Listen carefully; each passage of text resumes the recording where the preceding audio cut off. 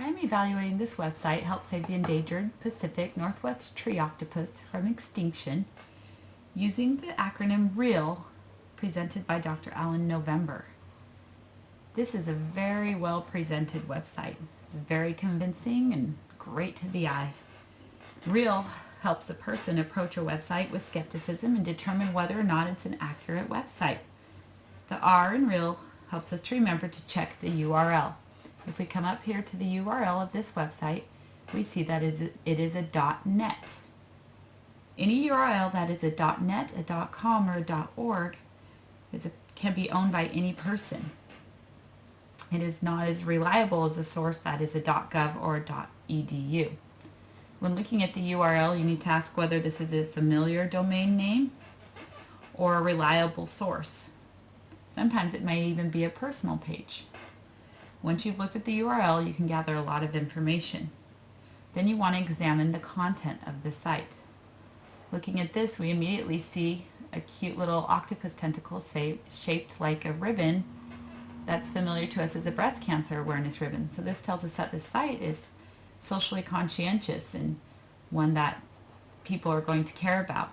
Then you get going and you see some words written in Latin, and this makes you think, oh, this must be a pretty accurate, reliable website.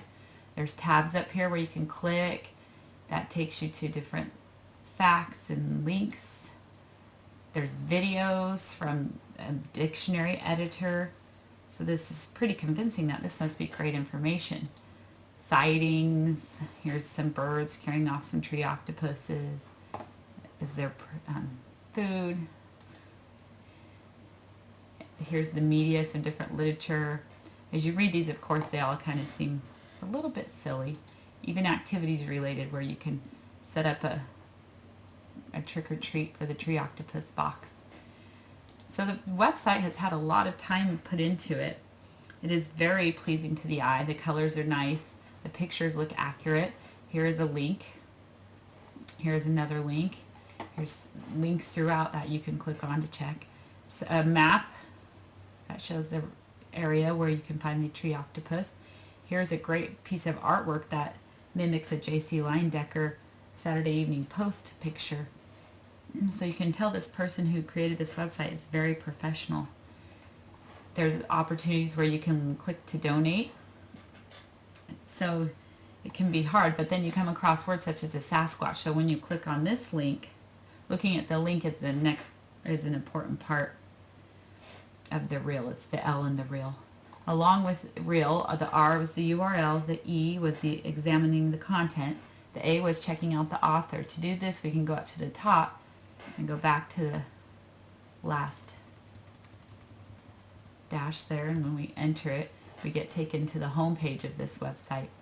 And as you can see, there's King Kong, some little monkey fleet zombie things, and you can read all about the author and see that it's Zapato, and from there you know it's probably more of a hoax. You can contact him, but as you read more about Zapato, you find out that he likes to keep track. Up here, Zapato Productions. It's a site creator, and he offers a wide selection of amazing discoveries, important theories, life-enriching tools, and you can read all about it. So returning back to this original page, when the next one, the L in REAL, was look at the links. So when it came up here to Sasquatch and you link that, that's where I started. I love the picture of the hand, of the Sasquatch hand, but I knew immediately that Sasquatch wasn't real. So this website and the tree octopus was probably therefore not as real. So teaching our students the REAL acronym can help them evaluate a website. This was a wake up for me. I'd never done anything like this. It was very fun using the Jing. I learned to ask myself questions. Does this sound reliable?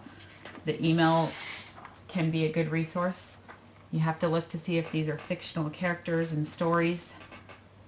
Evaluating a website must be taught to students. It just doesn't come naturally. Students need to know how to check sources. I myself needed to learn this and was surprised about how easy I could get sucked in just looking at this cool page. So we have to remember, as Dr. November warns, about how easily a student can get caught up in looking at the pictures and the stories and forget to truly check the authenticity of a website. So this has been a great lesson for me, and I hope I can teach this to my students so they can avoid websites that aren't accurate. Thank you.